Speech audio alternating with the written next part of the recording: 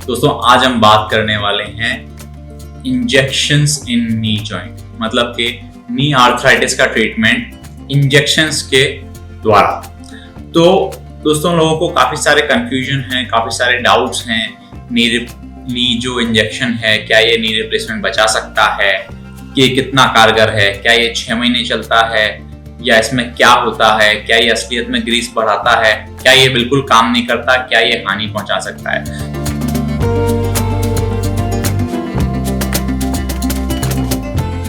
Hello friends, my name is Dr. D.P. Sharma and friends, I am a knee replacement and MIS joint replacement surgeon. दोस्तों आज हम बात करने वाले हैं इंजेक्शंस इन नी जॉइंट, मतलब कि नी आर्थराइटिस का ट्रीटमेंट इंजेक्शंस के द्वारा। तो दोस्तों लोगों को काफी सारे कंफ्यूजन हैं, काफी सारे डाउट्स हैं।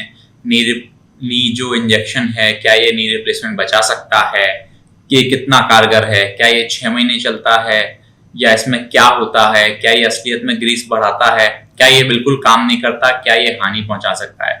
तो दोस्तों डिस्कस करते हैं इंट्रा आर्टिकुलर इंजेक्शंस के बारे में फॉर नी आर्थराइटिस। देखिए दोस्तों, नी आर्थराइटिस के 4 पड़ाव होते हैं, जैसे कि आप यहाँ पे देख रहे हैं ग्रेड 1 से ग्रेड 4।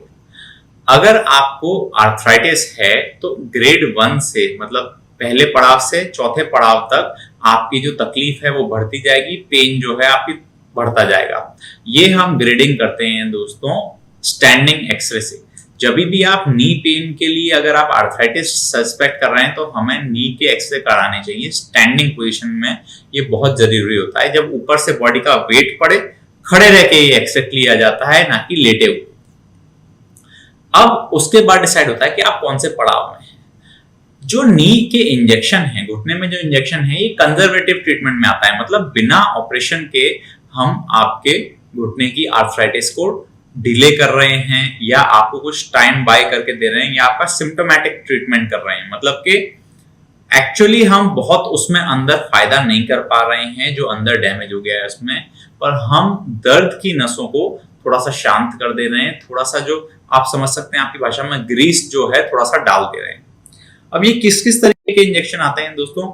ये इनमें एक लोकल एनेस्थीसिया हो सकता है, इनमें एक लॉन्ग एक्टिंग स्टीरॉयड हो सकता है कीनाकॉर्ड जैसे, और इनमें हो सकता है ग्रीस तरीके का एक मटेरियल जिसको कि बोला जाता है हाइलुरोनिक एसिड।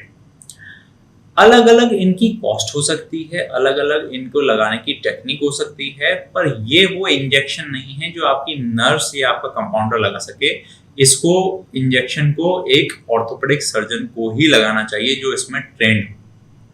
अब दोस्तों बात करते हैं हम रिलीफ कितना आता है इस पे। तो रिलीफ देखिए इसका बिल्कुल ना भी आता है किसी किसी पेशेंट्स में, 1 हफ्ते भी आ सकता है, 1 महीने भी आ सकता है, 6 महीने भी आ सकता है। आप कहेंगे ऐसा क्यों हो रहा है? तो ये सारा जो है ये 2 चीजों पर निर्भर करता है इसका इफेक्ट। एक तो आप कौन से पड़ाव में हैं। अगर किसी फर्स्ट ग्रेड वाले जिसको कम तकलीफ है उसको नी का इंजेक्शन लगाया जा रहा है तो उसका लंबे टाइम तक काम करेगा। अगर किसी 4th ग्रेड वाले पेशेंट को लगाया जा रहा है जिसको नी रिप्लेसमेंट की जरूरत है एक्चुअली, तो उसमें जाहिर सी बात है बहुत कम या बिल्कुल काम नहीं करेगा। इंपॉर्टेंट बात यह है समझने की हमें दूसरी कि पेन टॉलरेंस एक चीज होती है, हर आदमी की पेन सहन करने की ताकत। तो ये उस पर भी निर्भर करता है कि कितने टाइम काम करेगा। कि अगर आपको जरा से भी माइल्ड पेन से तकलीफ है तो हो सकता है आपको इंजेक्शन का असर ऐसा लगे कि बहुत जल्दी कुछ ही दिनों में चला गया है।